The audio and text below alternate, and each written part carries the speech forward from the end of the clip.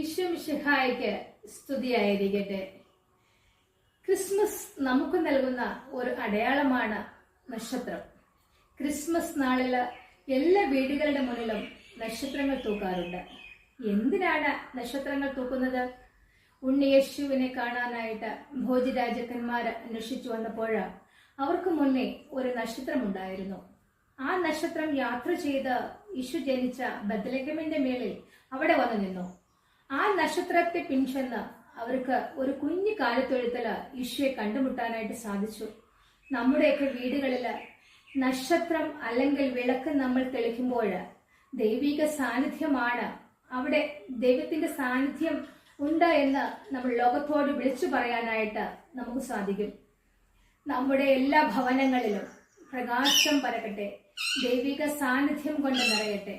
ദൈവിക സാന്നിധ്യം നിറഞ്ഞ ഭവനങ്ങളില്, വ്യക്തികളില് തിന്മയുടെ സാന്നിധ്യം നിൽക്കില്ല, അത് അകന്നു പോകും.